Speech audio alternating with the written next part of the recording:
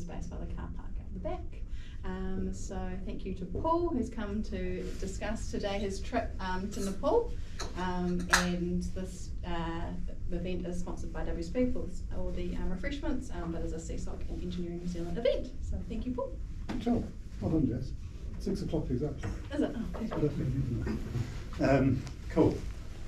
Right, everyone's got beer and pizza, which is the main thing, isn't it? So yes, I finished writing this presentation about 4:30, 4:45, 4:30. So it's pretty fresh in my head. And for those that don't know me, which I think is quite a lot here, I am a structural and geotechnical engineer. I work for EZ at the moment on Glenda Drive. We do like sustainable building, sustainable houses, mainly, I suppose, basically.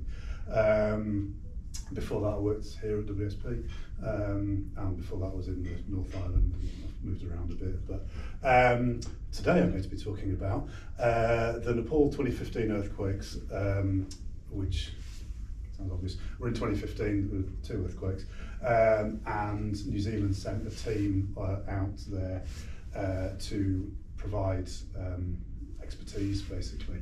I did a PhD in mud brick buildings, so I was part of that team initially, and then EEFIT is a UK-based earthquake engineering field investigation team, and they normally go out immediately after earthquakes, but this time they got some money and went looking at whether any of the guidance that people provide after earthquakes is any use and what happens, down the line, basically. So that's sort of the thing I'm going to be talking about there. So yeah, there we go. There's me. That reminds me. So every presentation I do, if you follow me on Instagram, you can see this. But I normally do a selfie at the start, and that just lightens the mood. So yeah, this is what I'm going to talk about. Basically, New Zealand aid response, EEFIT, a bit of damage. So getting a little down the track now. Who was involved in the Canterbury earthquakes? Rebuild, yep. Yeah, I feel like when certainly in 2015 the Canterbury earthquakes were quite fresh in the mind, but we're on a bit now. So there'll be some pictures of damaged buildings in Kathmandu. So I hope that doesn't trigger anybody. Then just a little bit about reconstruction strategies and what sort of went on short, medium and longer term, and then really I think it's more about what EEFIT found when we went back. We were supposed to go back 5 years after the earthquake, which is 2020. In 2020, other things were happening in the world and we couldn't travel or do anything because of COVID, so that sort of got delayed till 2022. So we're actually seeing what life was like in Kathmandu and the rest of Nepal 7 years after an earthquake. And I suppose for context, if you compare that to what Christchurch was like 2011 earthquakes to maybe 2018, so how did the time frame sort of compare? That was sort of what I was thinking in my head. We focused a little bit on strengthening of schools, so I'll talk about that here, and then I'll talk about reconstruction in central Kathmandu. This is in Kathmandu, and then really importantly, my thoughts for future earthquake response and things like that. The original New Zealand aid response was funded by MFAT, the Ministry for MFAT, what's that stand for? Foreign Affairs, and then EEFIT is a UK government research funded organisation, but the views here presented are mine. So that's me. Has anyone been to Nepal? Sweet. Okay, cool. Yeah. So long thin country with China on one side and India on the other. Himalayas running through the middle of it. Someone said it's J-shaped. Is Nepal. It basically starts off very low and then just goes like that. Mountains are very high. Kathmandu is broadly speaking in the centre, and there's there's been a series of earthquakes in Nepal that have been recorded history, basically, and they're tracking, broadly speaking, along a line that goes from there to there, across the way. 1833, 1934, and then nothing from 1934 up till 2015, or nothing of major significance. When there were two, one on the 25th of April, which was a Saturday, 8 k's deep, 7.8, Sentinel Backpack, which is up east of Kathmandu, and then 3 weeks later, one on Tuesday, the 12th of May, which was a 7.3, 18 k deep. The first earthquake killed a lot of people from building damage, essentially, but it was a Saturday, so no one was at school or in offices. So because it was Saturday lunchtime, a lot of people were saved, basically, because they weren't in these school buildings that were either damaged during the earthquake but had no kids in, or were very suspect. 12th of May, earthquake. Lots of people in the affected areas were living in tents, cities outside of the original areas, and so fewer people were killed there. So that's a broad overview of the of those earthquakes. I think you said it was east, but that's the west. Oh, that's west. Sorry, my east, your west. And then around that time as well, just because the earthquake was a big thing, obviously, but just to put it out there, there was a change in the constitution of Nepal, and being quite politically sensitive about this, India didn't quite like the ruling party that got in, and so and changed the constitution, and so blockaded the border. So this is maybe 8 weeks after the second earthquakes, so there was no fuel getting from India to Nepal, and no trade, essentially. So Nepal was basically cut off, apart from China, and so there was real we were staying in hotels at the time, and we just got a message going, look, there's no breakfast, there's no food, basically, and a big black market in petrol and food, everything, basically, for about 2 months, I think, that went on before it got resolved. So there was a major political issue there, as well as the earthquake reconstruction. For further context on Nepal, the royal family all got shot dead maybe 10 years before this, basically, and so there was a communist government came in. There's a lot of politics there, really. And then the other thing is that there's a monsoon season in Nepal as well. Lots of rain, lots of landslips, if that is familiar to anyone in New Zealand. But yeah, lots of rain, lots of landslides, exacerbated by the fact that there was earthquake shaking there. So when the monsoon came later in the year, there was a lot more landslides and damage than there would ordinarily have been because of the earthquakes. So extra stuff, basically. So this is the New Zealand EMFAT team. It was a rolling team, should we say. We were there for about 3 months, 4 months in total, doing teaching of Nepali engineers, some of the stuff that we'd learned from Christchurch. So that's Professor Jason Ingham from Auckland University. He, at that time, probably just done the unreinforced masonry guidelines had come out there for assessment of URM buildings, that sort of thing. So he was out there basically giving the same course he was giving around New Zealand. We gave that course. I think we gave 5 sets of week-long courses, basically, to Nepali engineers on demolition, propping and shoring. Then we did building assessment. We did a section on liquefaction and geotech, and we did a concrete assessment and design thing as well. And I think we got maybe 400 or 500 Nepali engineers. So pretty much every engineer in Nepal was, NSET, which is funded by USAID, paid for the engineers to come and go on these courses for provided by New Zealand. So it's a good way to quickly hit all of the engineers in Nepal with information. About how long after the earthquake was that? 7 weeks. So Wow. something like that. So pretty. There was stuff that we'll see from the photos. The initial disaster response had happened, but people were still living in tents, and there were still excavators around, basically. So it was pretty soon afterwards, but certainly not the USAR sort of urban search and rescue type thing. What was the language like? Trying to teach what they English speaking or? Yeah, everyone's, certainly not everyone. So, but the vast majority of the university educated Nepali engineers.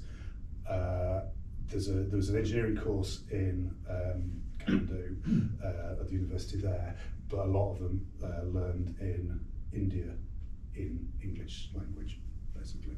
So that was pretty okay, basically. And what we figured out that this was a need that we organised and went in with that purpose. Yeah, it was interesting. I don't know the full background as to how it, what the genesis was, but I think that New Zealand as a country isn't going to provide half of our GDP, to Nepal, in the same way that China or America, they could put a large amount of money in. I think it was felt that we had a good tie-in with Nepal anyway. I mean, to be honest, you might have noticed, I'm not from around here. I'm from England, but the Sir Edmund Hillary New Zealand-Nepal link was a lot stronger than I realised, basically. So if you say you're from New Zealand, everyone sort of knows it's where it is, which is probably not the case in parts from America or other parts of the world, knowing exactly where New Zealand is. So, but having said that, we took quite a lot of New Zealand-based Nepali engineers, basically, out there. And again, I didn't realise, but there's quite a big Nepali community in New Zealand. So we had, there's a couple of guys there. Bishal, works for ACOM as a geotechnical engineer, but came out and taught liquefaction courses. So that was. I think it was good, but talking to Jason after, it's like, we did all this stuff, it was amazing. 2015, we had a great time, we interacted very well with the Nepali engineers, but 7 years down the line, did it make any, was it any good? Basically, was it useful? And that's really what I was super interested in. We also did building assessments, so I'm sure everyone here has done or seen a building assessment with a percentage MBS score and all that jazz, and going through all of the steps that we go through to do that. That wasn't a thing in Nepal at all, really. So we went in and taught the methodology and things like that, and did some of the larger palaces. So that the building that we're standing in front of there actually is it's called a Rana Palace. It's a huge square, four-sided thing with a central courtyard, 3 stories high, 4 or 5 rooms thick, all mud brick, built in the 19th century, and there are about 30 of them in Kathmandu, and they all got heavily damaged, but like one's the Treasury building, one's the Presidential Palace, one's the Central Library, it's those sorts of buildings. So we did some of those. That's the main university headquarters building. So that was our MFAT response. And then, this is the EEFIT return mission. That's the only photo I could get of the whole team. It's EEFIT normally go out after most sizable earthquakes, go out, send a team and try and learn lessons. I think we came to Canterbury and you saw what happened and then report back. They've got some research money to see if it was any use, and so this is a team of academics and people from industry, basically. And I put my hand up and went, I've got some expertise in this. I went before, can I join your team? And they said yes. So that was cool. So this is just the start. So, but yeah, really to see if any of the stuff we do after earthquakes is any good or worthwhile. This is mostly from England, is it? Yeah, yes, but no. So I feel like yes, everyone's from England, but then actually quite a lot of Italian, European researchers, basically, they're based in England, so Italy and Greece, and yeah, Chile, I think, has got, you know, seismic areas, but the academics have ended up at UK institutions, basically. And like Rohit there at the back, Nepali, postdoctoral researcher at UCL in London. So yeah, a UK-based team, but probably quite international amongst it. So yeah, this is just earthquake damage in Kathmandu. I'll be honest, I've got lots and lots of photos. It's interesting when you go to the, I may know from Christchurch, you take photos of the damaged buildings, you tend not to take photos of the undamaged buildings. Mm-hmm. So while this looks terrible, and it is, you know, there were buildings behind me that were standing, that were damaged. So just, I suppose, be aware that these are some of the worst ones. But this is 6 weeks after, so some have been demolished already, basically. That one in the middle, have all the floors No. pancaked or what's... No. So, yeah, I put that on and then I realised why I'd taken the photo in the first place. So there was out of plane failure of the brick, so it's brick facade on there, as you can sort of see there, and that had come out, and so this building was in the middle of being demolished. And what they're doing is knocking out the floors, basically. Go on. Can anyone see what's wrong with that? I'll just have a look. Maybe you can. I'll tell you. Yeah.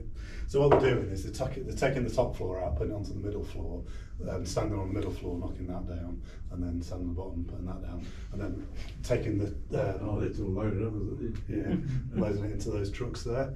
So that bottom floor has got the weight of every single stone. So they're actually Yeah. quite good floors. So, They're actually quite good floors. yeah, yes. So we use that as an example in our teaching. You know, I think we saw that the first time.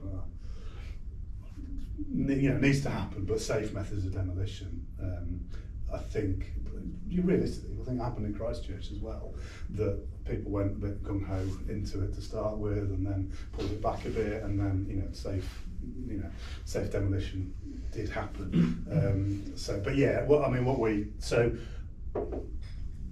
I'd say Kathmandu and quite a lot of Nepal is reinforced concrete frame of 3 or 4 or 5 or 6 stories probably, with brick infill. That's the standard construction type across quite a lot of the world, really. You know, Southeast Asia, maybe not here, but that reinforced concrete frame with brick infill is pretty standard. And I'll be talking about that quite a lot. But what you get from that is out of plane failure of the brick facade, which is the central picture. Some sort of failure of the concrete frame there. A lot of the historic parts of Kathmandu were just brick, and so we got quite a lot of failure of brick corners, let's say, and then jumping through. You can see that one on the left there. It's a thick brick wall, but we get face delamination, so the rest of the wall stays out there, and the core stays, but you lose the building. Out of plane failure there in the middle, just punching through.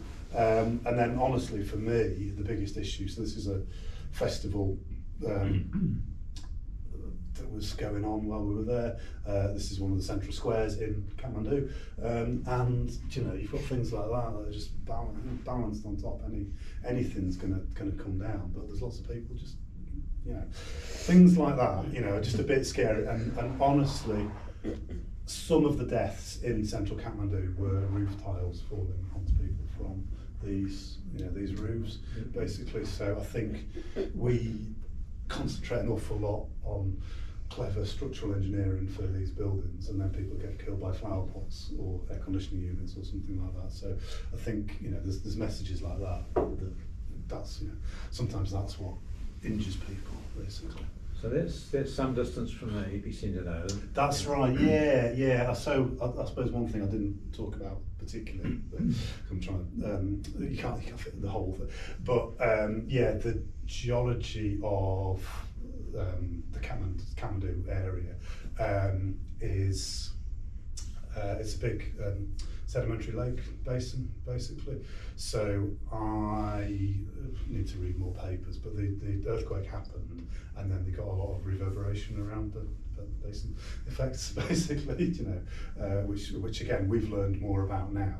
But in some ways surprising that the whole place wasn't even far worse. It was really interesting that there was a few areas of Kathmandu that suffered, but not very many, for the damage that you see from one building, if that makes sense, you know.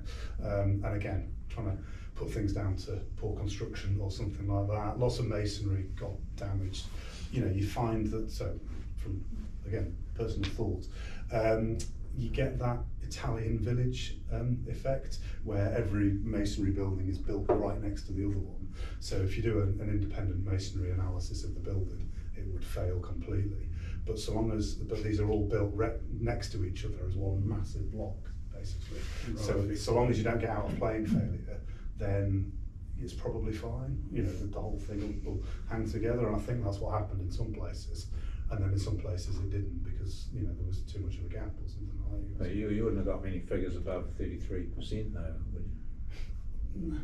You know, that's the bottom line. No, I don't think you would really. You know, again, in an analysis sense, you know. So but then like this, for instance, is close to the epicentre at Chowtra. The road is built on a ridge, basically. You know, yeah, it's quite mountainous, obviously, and so the roads go along the ridges, and so these buildings have got 3 stories at the front and 5 at the back, sort of thing, and so you've got a lot of falling off, and that was just, you know, relatively unique to that area. So and then this is just round the corner from there, but you can see, you know, this is a woman carrying a kid to and from, I don't know, school or something, whatever. You know, that's the old thoroughfare. It's still the thoroughfare, isn't it? You know, so things happen. That building is leaning against these 2 buildings, but it still gets used. And interestingly, on this photo, everyone's got together and piled all the knackered bricks back up, ready for rebuilding. So good, probably. You know, you do a bit of a QA process in stacking the bricks, but, you know, there's your rebuilding material there. So did you do any evaluation of the place you stayed in? As soon as you got it? Shall be perfectly honest, yes, we did. After about 2 weeks, and then we moved. So we were booked into a place which was beautiful and in the historic centre of Tamil in the middle of Kathmandu, and it was awesome. And then we were like, this is daft, we shouldn't be here, really. So realistically, we moved to a Potter hotel, but a reinforced concrete hotel, you know, further out, and 2-story, and yeah, just little things like that. It's like, let's, you know, go and yeah, in 2015, you know, let's go and do the thing, brilliant. And then you get there and actually you want to be staying in, you know, one of these places. But it's got to be, again, you're the experts going out, so you're not going to do a full NBS assessment of it, but you want to be staying in a 2-story, recently built concrete frame building rather than a old brick one, really, you know. So yes. Sorry, I got another question. So was liquefaction actually much of a factor? No, it's the short answer. I think occasionally it was, but no. Is that there was definitely some groundwater changes, but not particularly, basically. So this is just other things that we saw. So that one on the left is a good example.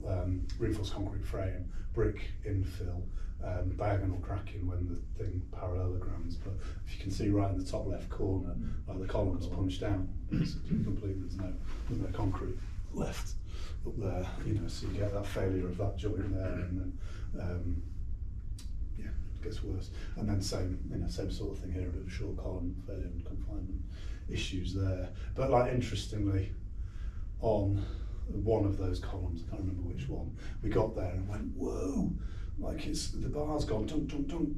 It's great. You know, how's that happened? And the guy went, nah, we built it like that. So I think there's a little bit of that, but very hard to, you know, confirm all of these things really. But yeah, construction quality is construction quality is what it is. I was talking to someone earlier, like you can have codes and you can have guidelines and stuff like that, and that's great, but it's the general sort of training of the people that are doing the building and things like that. Certainly when we went back, a lot of the labourers had been working in Dubai and stuff like that as steel fixers, so they weren't actually unskilled. They knew how to, you know, people know how to bend steel basically and do stuff, and what construction should be like in some places. So. I was there in 2017, just on a holiday, and we're just walking around, and there's these guys sifting through some rubble. I don't know if it's an earthquake damaged building or what, but it's a bunch of rebar, or like mangle rebar, and they were pulling it out and like running it through the straightener. Yeah. I was just like, man. Yeah.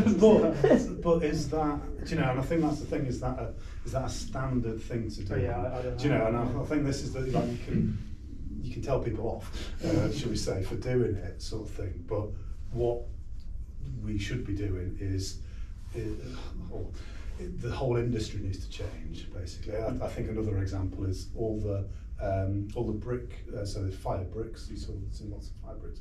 All the chimneys fell down in the earthquake, obviously.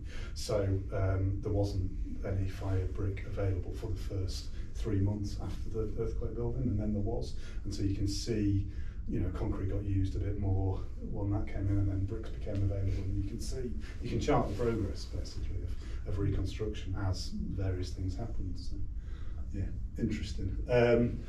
Right, and then immediate reconstruction work. So and I've done quite a lot of house assessments in Christchurch as well for EQC claims and stuff like that, and seen people's props that were there like 5 years after the earthquake, and then 7 years after the earthquake, and then still there. And I think this happens here quite a lot as well.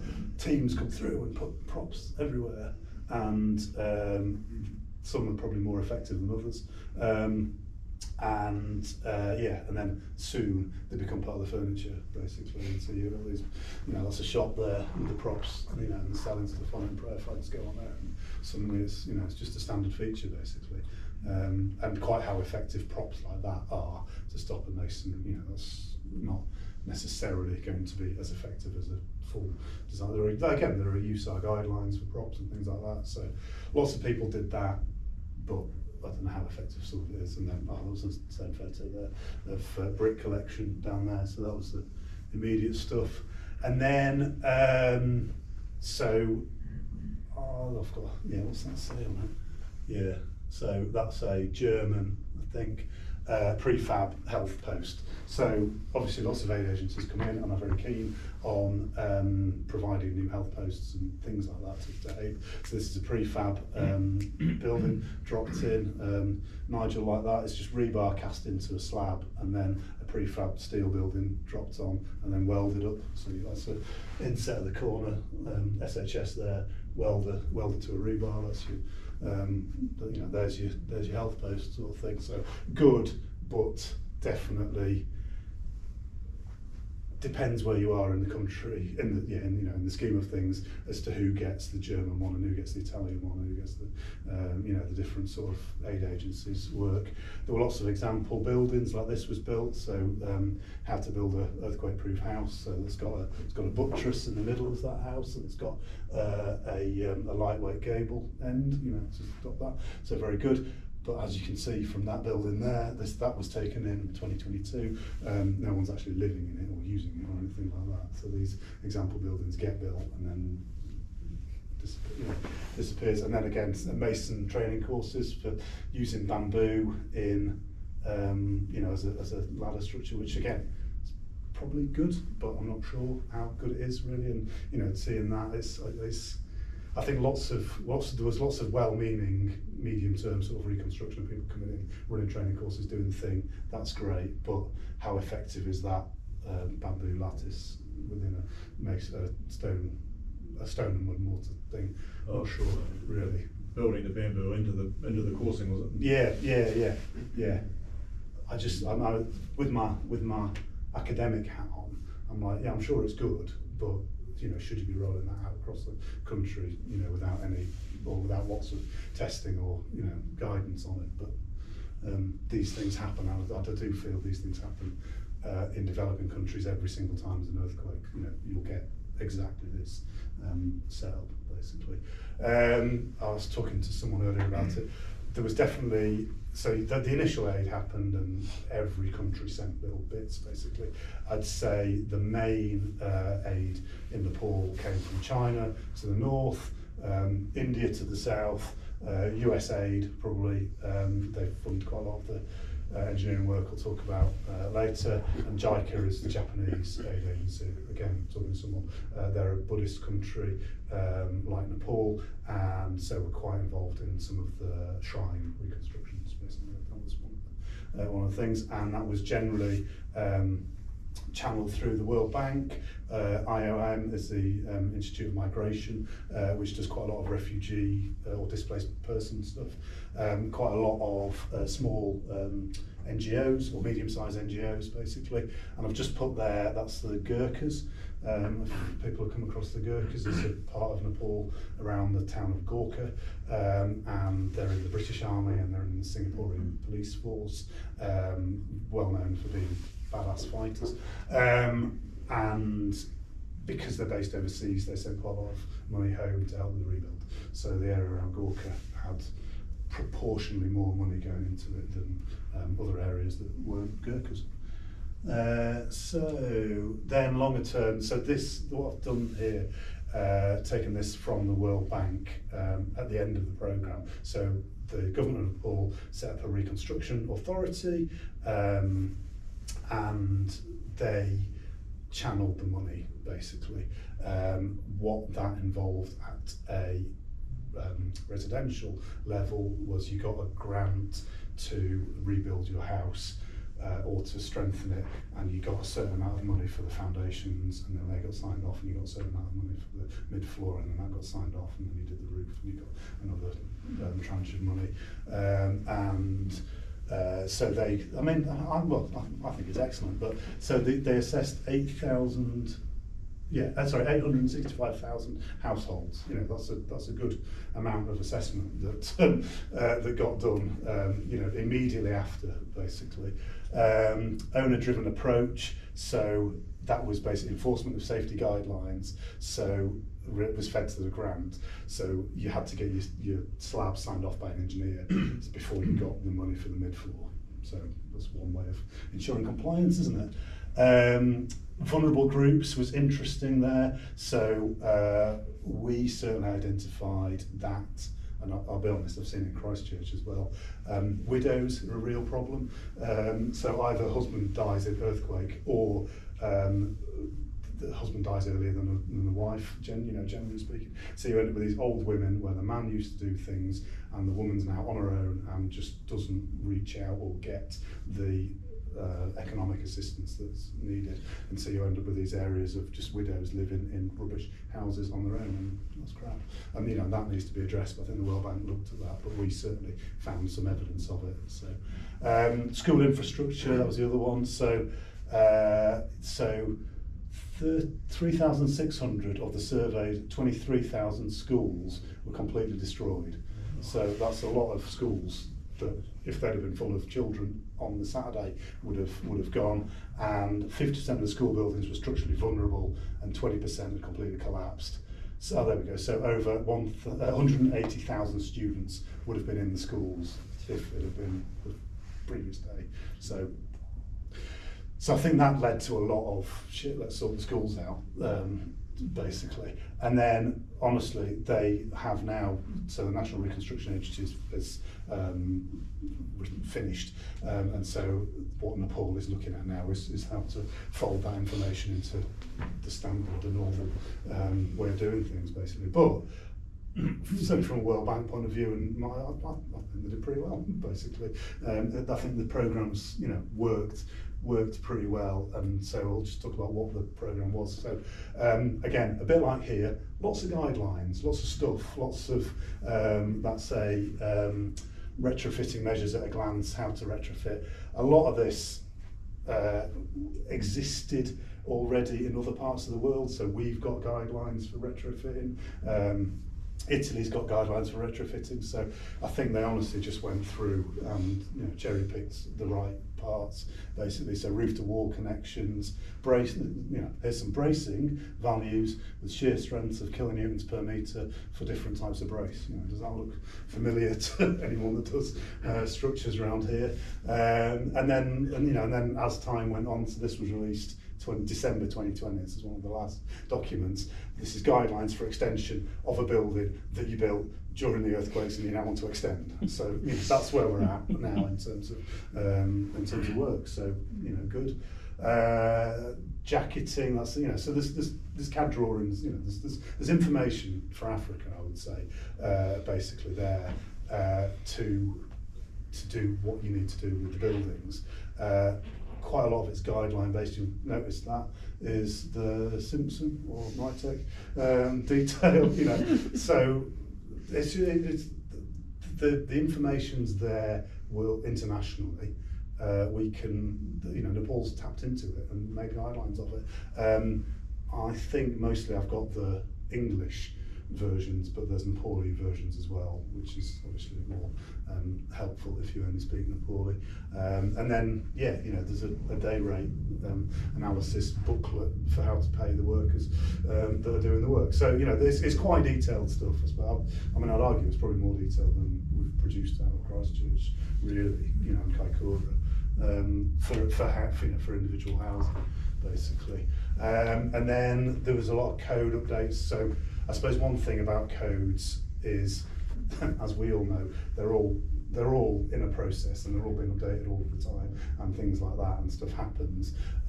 So there was a building code that actually was done by Becker in 2012. So the Nepal building code is remarkably similar to 1170. Basically, it's the format's exactly the same, the numbers are the same, or it's very similar to 1170 in 2012. Basically, it's a few years behind, but there's then that's a load-bearing masonry guidelines, which is basically 3604, but for masonry, non-engineered sort of type approach, and that came in 2015. So that was going through, and then just on the left there, that's the original building code. The thing to point out on here is that there are specific rebar configurations and column and beam sizes, basically. So you can tell straight away a building that's been built to the old code against the new code, because there were 6-inch columns and now they're 9-inch columns, and it was 412s and now it's 816s, basically. So there's things like that that are very easy to tell. So it's there, it works, basically. So and the load-bearing masonry has got, I don't know if anyone's seen these masonry bands, I'll talk about that. So you build about 800 of masonry, and then put a concrete band, a reinforced concrete band across it, and then build the next 800. So you end up 2 bands across the wall, there and there. So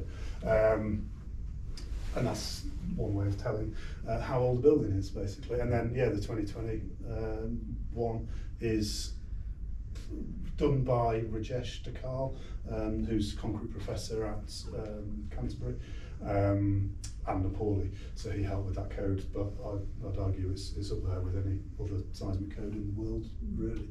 So okay, so this is actual observations now. So this is Barpak village, which is the closest place to the epicentre, really, and you can see some of the roofs there, but there's quite a lot of fully destroyed buildings in that photograph, basically. So Barpak wasn't in a good space at all, but that's not taken from exactly this.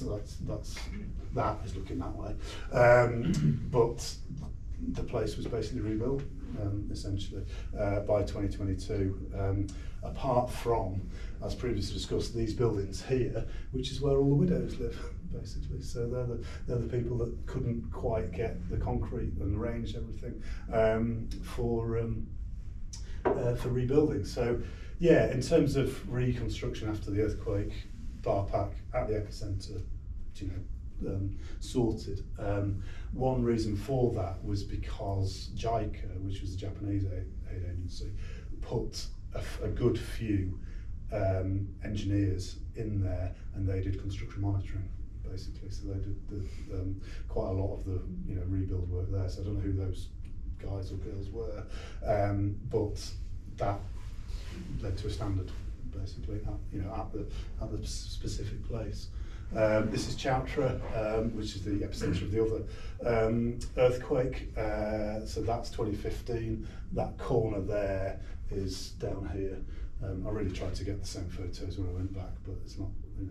It wasn't really possible. But you can see again, I'd argue similar to Christchurch. There's some lots that are still empty. There's quite a lot of rebuilding, and there's some, started and not finished sorts of building. These things happen. Basically, that one, that one's in construction still, and we can see the masonry bands there too. So yeah, again, it's 7 years. Quite a lot can happen in 7 years. There's quite a lot of rebuilding. This is Barpak. This is the residential part. One thing to point out here: Barpak is right next to a marble seam. So here's a bit of marble that I brought back from Barpak. So it's reinforced concrete frames there, but those bricks themselves are made of solid marble, which is mad. And it wouldn't happen anywhere else in the world, but if that's the building material that's just there, then you're going to use it, and the buildings look great, which is good. But I do worry, as we saw earlier, about the concrete frame infill and whether that marble's ridiculously strong, and it might end up bursting those concrete frames that are there, especially if the concrete frames are built, there's building guidelines, and then this one's a bit like that, but actually it's got an open corner as well, so it's not going to necessarily behave exactly as the building maybe was intended. But that's the reconstruction, and then the same there in stone masonry with these horizontal bands. So how does it, do these go and get building plans and consents and all that sort of business? Or how does it work? It's a standard. I wonder if I've got it coming up. There are a good few standard designs, basically. That's a good example one, basically. So standard floor plan, column sizes and reinforcement. And honestly, I think what happens is people take that, get that, build it a little bit different, But yeah, all the columns and beams are the same size. I think, interestingly, I think that a lot of the you probably say it here as well, a lot of these buildings were designed by people that live in cities, and so the people that live in the country complain that there's nowhere to keep the animals or chickens or something like that. There's just a little bit of a disconnect between the original design, architecture, intent, and what the buildings are actually used for. So yeah. I understand in Turkey, the plans might be all quite good and the engineers quite skilled in that, but by the time the economics of building it come around, it sort of goes out the window. So yeah, I think there was a little bit of that, and honestly, that's very much down to the World Bank amount of money that they were providing. There was a flat rate for a build, and stuff got done for that. And so I don't, and I think it was quite straightforward, but I'll, you know, to do those things, but I'll come on to how the economics might not have worked exactly as intended, shall we say. But yeah, again, brilliant, but maybe the problems aren't engineering related. So there's, that's a good example one. So basically, you got your money to build your house, and you got an amount of money for the floor slab, and then an amount of money for the mid-floor, and then an amount of money for the roof. So what happens is you build yourself the smallest, rubbishest house you can, and take the money for the big house, and then continue to live next door.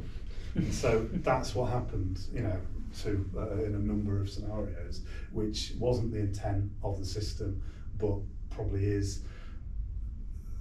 At an individual level, you want to do that. You want the maximum amount of money. If you think your house is fine, then you're gonna do that. So I do think it's an economics situation rather than rather than engineering one. But you know, people game the system really, not out of malice, but out of doing exactly what they think is right for them, basically. So that's another example there of a quite nice stone and brick built house in the middle of our park. Good job. And then I think this is it's an interesting photo in terms of availability of materials. There's definitely there's one sheet of blue corrugate wasn't available. Those marble was available there, but then bricks became more available here, and people are using what's available. And again, it might be an economics question whether the marble is slightly more expensive than the fire bricks at the time, and so people are using different things. So that was there. Right, on to schools. How am I doing? Good. No one's. Are you all right for air and beer and things like that? So jacketing. So this was proposed for quite a lot of schools. So that's when we've got this masonry infill, and it has the potential to fail out of plane. So if you put mesh on the outside and inside face, and then cover it in concrete, then you provide increased bend and stiffness to the wall. So that happened an awful lot. It feels like it's a good idea, but it does feel like an awful lot of work for what you're getting, basically. So, but that's an example that has happened across hundreds of secondary schools schools in Nepal. New shear walls, it's quite difficult to take photos of new shear walls. But so we had a lot of these reinforced concrete frame buildings that were deemed to not have enough resistance in that in the frame sort of direction, and so new shear walls were put in and designed and things like that. So this is definitely an engineered solution to these, but it's just interesting that classrooms were divided to put new shear walls in, but system works really. Is this all Nepali design specified kind of thing? Yeah. But I don't know, rebar's rebar, and shear wall is gonna provide more resistance than not a shear wall. Yeah, I was just wondering, is that the 8 organisations that are coming in? No. It's so again. That's a. I think I might talk about that later, but that's definitely a aid. Generally speaking, aid agencies provide the money to Nepali design, apart from when it wasn't that, and so the aid agencies are coming in, like the health centre I showed earlier, which is a German prefab one. Is like that. We're doing it our way, and I think that's interesting in itself, because that might be your country's preferred method of construction, but might not be suitable for Nepal. And again, I don't know what the welding quality is like, on those prefab frames, but it might be perfect in Germany, but not in Nepal, or vice versa. So, but yeah, I think this is just another example a very typical school, new build school, so yeah, larger dimension columns and beams, masonry in walls with the horizontal bands in there, and that's a car park that was just on the left. So you know, there's a lot of bars going in there, I suppose. Basically, it's pretty skilled construction and supervision as well. But you'd probably expect that after the amount of rebuilding that's gone on there. You know, these guys are obviously quite good at it 7 years after the earthquake, because you know they've been doing it for 7 years, or you know, grown up with it. So yeah, there's a lot of work goes in there, and there's your rebar drawings basically. It's, you know, what is this? I think I had a look. It's 320s at the bottom and 220s and 316s at the top. You know, and yeah, torsion bars, anchor torsion bar. Yeah, and I can't see the links there, but and then this is the horizontal band basically, which is really just 212s and some stapled stirrups there along. And again, talking to the people on site, very much often that goes in, but that needs to be epoxied, or something needs to be cast into the column, and then it needs to be bent down, and ensuring that happened is a construction monitoring issue. So things, you know, I think it's little, to my mind, there's little things like that you'll be able to see all these masonry bands everywhere across the country. I'm not 100% on their effectiveness, but they stop diagonal cracking, but it needs to be tied into the column basically. So, there we go. Yeah, there we go. So this is just a good. So that's a brand new school, very nice, 3-storey concrete frame, and every school that we visited has a plaque, you know, saying who funded it, and you know, it's definitely a good thing, and people are proud of funding schools in Nepal after an earthquake, because that's what people like to do. This one's an excellent example, I think. That's a new toilet block, a girls and boys and staff toilet, you know, so that's an improvement basically. Very good. Unrestrained water tanks at the top there, which isn't great. So, you know, there's things, and then that's the seismic gap between the buildings there, and you can see there isn't really a seismic gap between the buildings there. So, like, good, but could be a little bit better in places, basically. You know, that's, I think, was one of my takeaways. So I'll just punt through to Kathmandu Durbar Square. So Durbar Square is it's a generic name for a big open square. There's a few Durbar Squares in Kathmandu. They've got lots of these temples in and around them, and public meeting space sort of thing. So that's the same column, well, that there and that there, that's the same, that's taken from the same spot in 2015 and 2022. And you can see in 2022, you know, this building's still got scaffolding on it, but where it didn't have before. You know, there's things are still being built in the historic heritage areas where there's religious input and stuff like that, as I think we are finding in Christchurch still as well. Really, it takes a long time to do these things. But interestingly, back to Poor Durbar Square, which is, I don't know, maybe 5 or 10 k's away from that. They have their own local association, and it's not as much of a UNESCO World Heritage site, so they're sorted. They've got everything sorted out, so they're really happy that they've got their Durbar Square sorted out, where this one is still 7 years after, still, you know, messing around.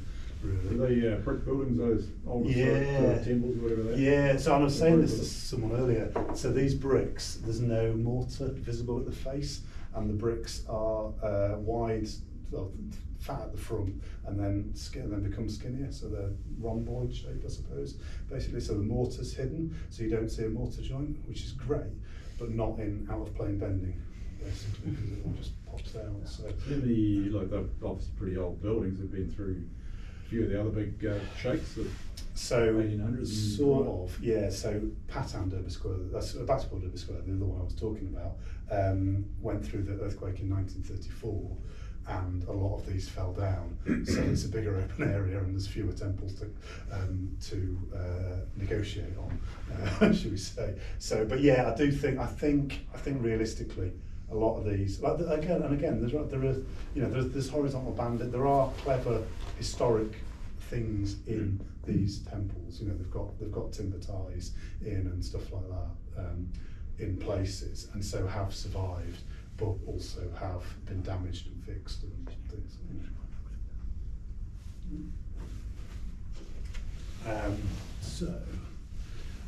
Now this is a good example in Kathmandu Derby Square.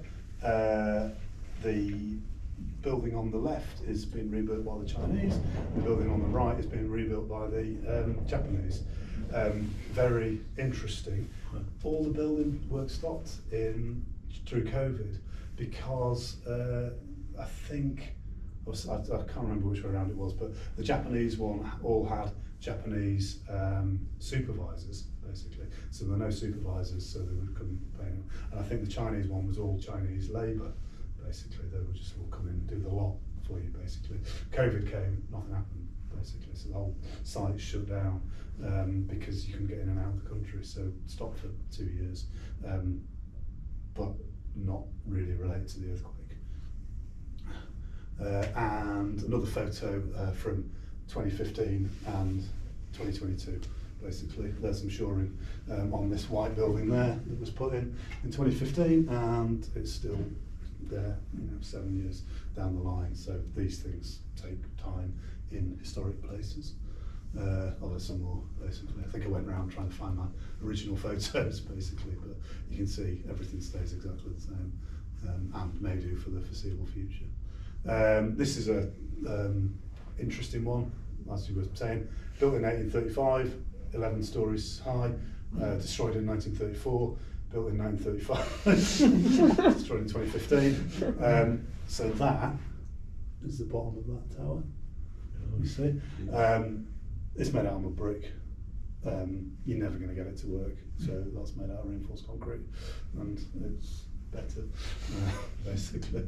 So I suppose the argument is build back better, not the same. Heritage, is it okay to look the same, even if it's not built the same, if it's seismically safer? There's discussions to be had, basically, around exactly how authentic you are and what's authentic, because the 1935 one obviously wasn't authentic to the 1835 one, so, where do you go? And I think it's just have those discussions, really, isn't it? How did you find the in situ concrete work at some of those taller buildings? Generally, a couple of times I've been over there, it's concrete placements done with a wheelbarrow. Yeah.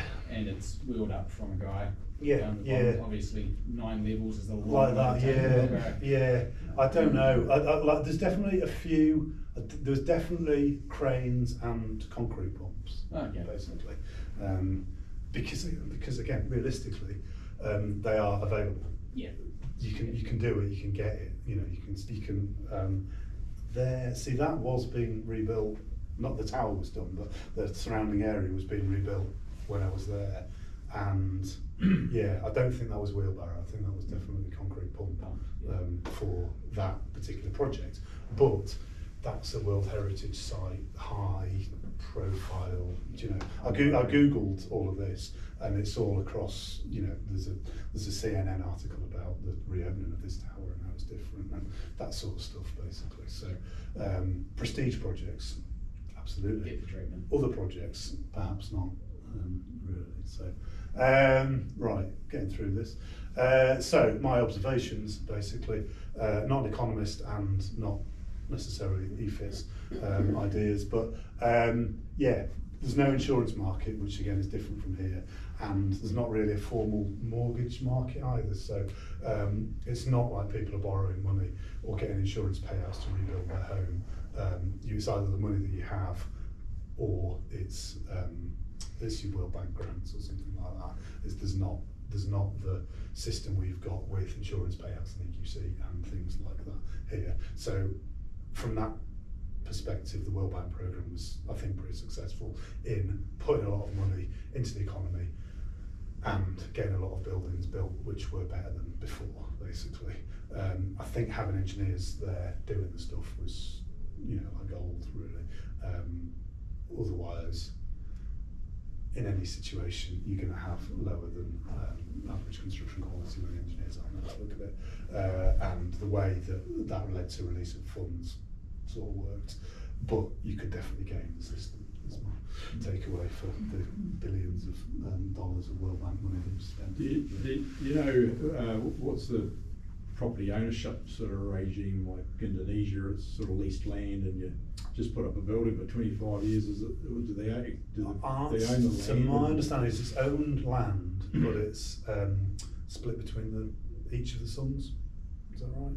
Well, I don't know what that one's called, rather than they all go to the first child. So you end up with whole families living on different levels, or different. The building being built up as the son gets older, basically, that sort of thing, and then the family splits up, or a son goes to live somewhere else. But I think land ownership you're all right with, but it's definitely all the money's in the house or in the building, I think. But that was definitely one of the issues with the World Bank funding setup, that you had to prove it was your land to start with, and that led to issues as well. So. Code updates. Yeah, I don't know, I feel like all of the newspaper articles ever, when there's an earthquake in a developing country, are like, oh, the building codes aren't as good, and stuff like that. And I think this interesting from Nepal, the building codes are the building codes. They were done by Becker. You know, a lot of the buildings in New Zealand, in Nepal, are built to Indian standards, because a lot of the engineers train in India, and the Indian standards are more comprehensive than the Nepal standards. So the building codes are there, and they were being updated, and then an earthquake struck, and then the rate of update got increased slightly. But I think every code's on gradually getting more onerous, really. There were lots of guidelines that came out, as we had, lots and lots of random guidelines. Some are useful, some are not, but put them out there. A lot of training of masons and the actual guys doing the construction. The construction quality was generally good. I mean, I think that was I think we were expected to just find it was rubbish, and it's sort of fine. The bars are there. It's because realistically, it's the same cement as we get, and it's the same rebar that we get coming out of the same factories, in China. Really, I don't think that there's not a big step change really. I think if you want to get 500 grade rebar in Nepal, that's not a problem, because it's coming out of China anyway. So, but like you were saying, bending, rebending, sorting out is slightly more expensive proportionally, I'm sure, really. So I think that happens as well. But like I say, it's not really about the codes. It is just about the general what's going on site, how skilled people are, really. So seismic gaps, and like you can see here, this is another Kathmandu, but there's water tanks bloody everywhere, on top of all of these buildings, which is not a good thing if they were to topple. The Nepal Reconstruction Agency was a good centralised government agency, but I mean, interestingly, I think MBS assessments in New Zealand are definitely a big thing, and people buy and sell houses and property and everything on it, and that's just not, because of the lack of a mortgage market or borrowing or insurance, there's no sort of need for it. People either rebuilt or strengthened or didn't. There's no real in between. I think certainly some of the places it was it's not a good look for your building to be damaged if you're a shop owner or something like that. So fix it basically. This is my stuff. So research, I think it's interesting that concrete frame masonry infill is a huge part of the world construction. You know, that's that we can mess around with, you know, timber connections and stuff like that. But concrete frame, masonry and fill, if you probably save the most amount of lives in earthquake engineering if you provide better details about guidance for that sort of thing, like I said, with the bursting of the joints and things. And then again, the people are doing work on it, but I think it's important to recognise that the biggest amount of building that's going on in the world. The building codes, like, again, I think the principles that they put out were sound, but from my point of view, it's do those masonry bands need to be 12s or 16s, or do you know what's there's not a lot, or exactly where it's quite geometric, but I do wonder if there's a bit more finesse could have gone into these things, considering there were thousands of buildings rebuilt after the earthquakes. And yeah, so I do feel like, yeah, like you were saying, people might bend the rules for their own homes, but for schools and stuff like that, that's not a good look, basically, I think, for anyone. So we found that the quality of construction for schools was relatively high. Heritage buildings, very much like Christchurch Cathedral, basically it just takes time, and there's lots of stakeholders and lots of organisations want to be involved with it, basically. And yeah, thermal comfort, a lot of people complained that building, these new buildings, which were the standard designs, they weren't actually as comfortable to live in as the old buildings, but that wasn't really considered. Same with CO2, the amount of concrete and cement going into these buildings. If we're doing a big reconstruction programme, if someone had tweaked the design, could we have saved lots of CO2 and just generally done better for the environment? Yeah, I think, like for instance, it's difficult to change the whole building typology. Like, should schools really be that 2 or 3 story reinforced concrete frame like that? Is that really the best thing to be doing? If you've got the area for schools, should it all be single story classrooms and just little things like that? But the standard school design was out there, so boom, that's what got used. And yeah, don't propose non-standard building techniques. So this is, I think, from my experience doing lots of mud brick buildings and stuff like that, and it happened to me, you get people coming and going, hey, we should build mud brick buildings or earth bag domes and stuff like that, and just not necessarily, after an earthquake you want construction techniques that people are good at and used to and can do immediately rather than changing something. So yeah, there's definitely lessons. And then yeah, I mean, I think, yeah, new schools were better. It was interesting, the people that we talked to at the schools were like, obviously better because the new schools. The seismic stuff was good, but the classrooms were a larger size, they had more toilets, the IT systems were better, the electricity, plug points were there, it was more lighting, just stupid things like that were actually more relevant than the improved seismic resistance. Homes were better, but as we know, still the vast majority is the existing building stock. For the World Bank programme for strengthening, like, everyone just built a new one rather than strengthening, because strengthening was just a bit hard, basically.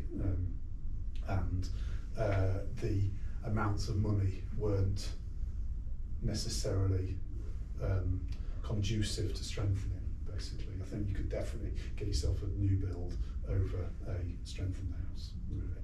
So, and yeah, like I said, codes are always improving, but like there was an earthquake came along, so that improves the earthquake code. I'm sure in New Zealand, if a cyclone comes along, the wind code will get a tickle up or something like that. Everything's going on like that, and realistically, we've probably lost a bit of interest in earthquake engineering or URM because we're now 10 years down the line from Christchurch, and we'll wait for the next disaster to happen. Kaikoura comes along and focuses on concrete instead. So these things happen all the time. So I think that's me. Yeah, how's that? That's it. Any questions, or is everyone just? Is there an increase in timber construction, or they just don't have the availability? Yeah, it feels like there isn't the availability, but then having said that, it was used for firewood, so I don't know whether it's not good quality timber or what, basically. Yeah, I think like you see some of the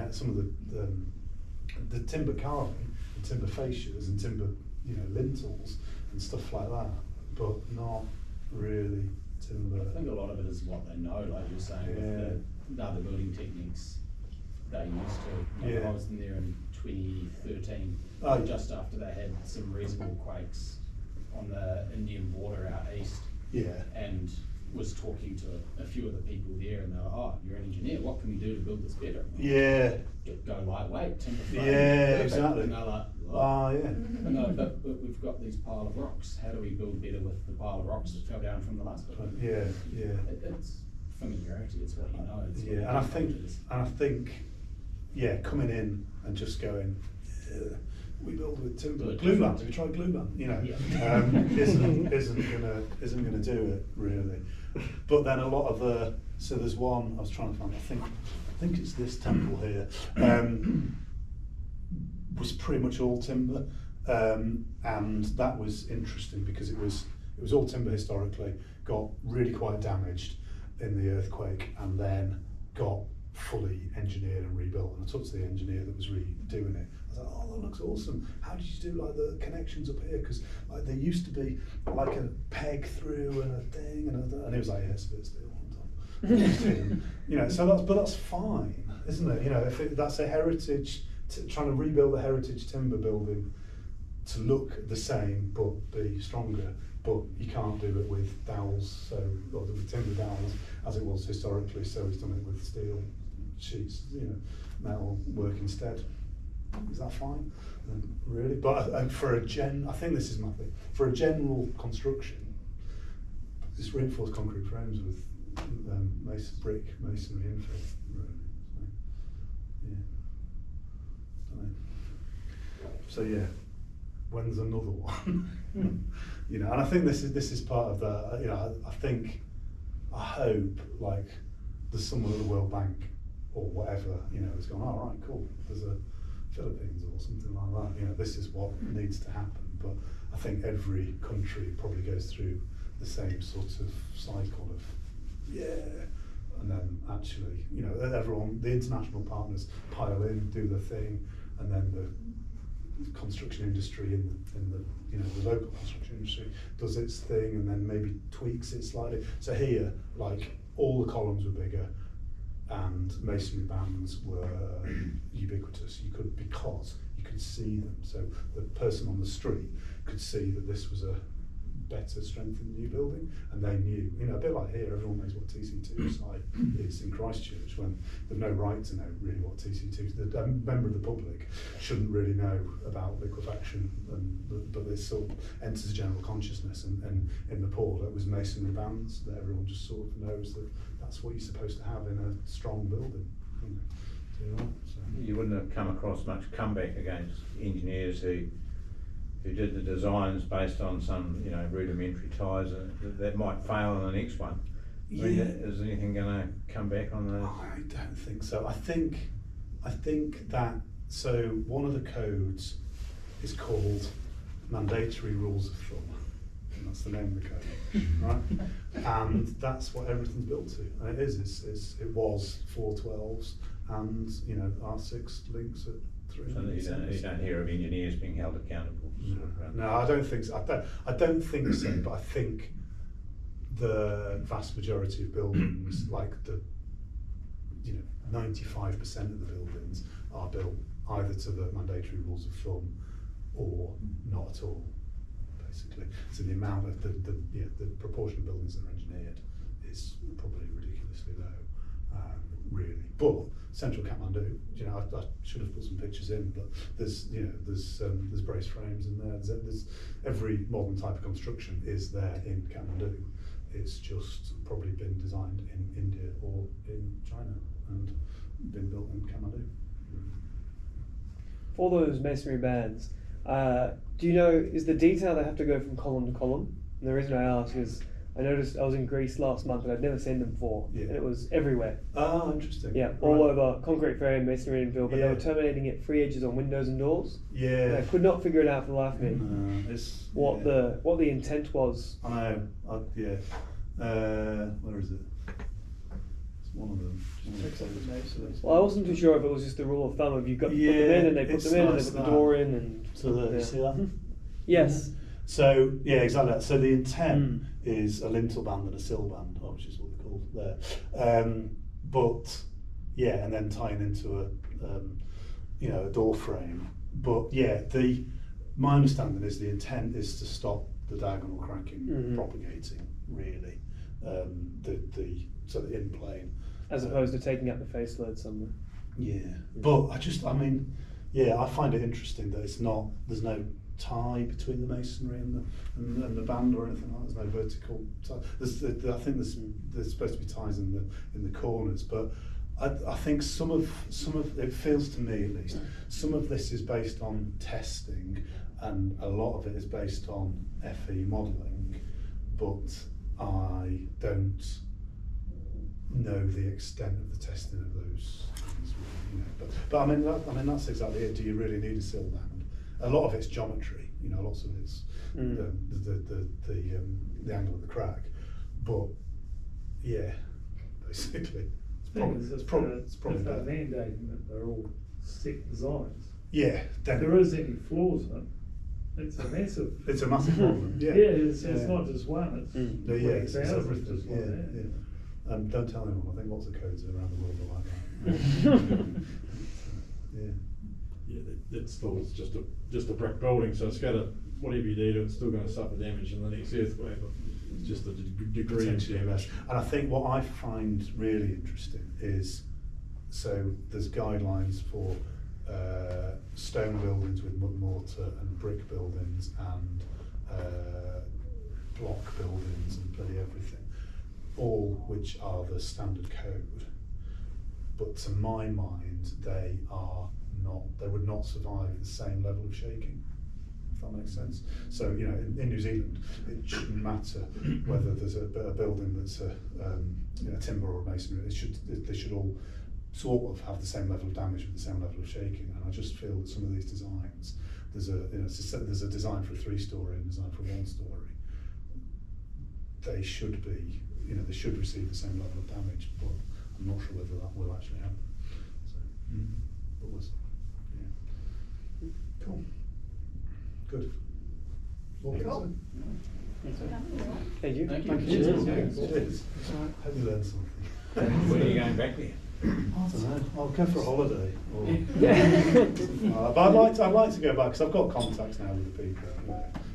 So yeah, should go back and see people. And, check things out. But as a New Zealand engineer, I can tell people what we do, but those guys know best what's happening in their country, as we feel the same with other engineers coming here. So.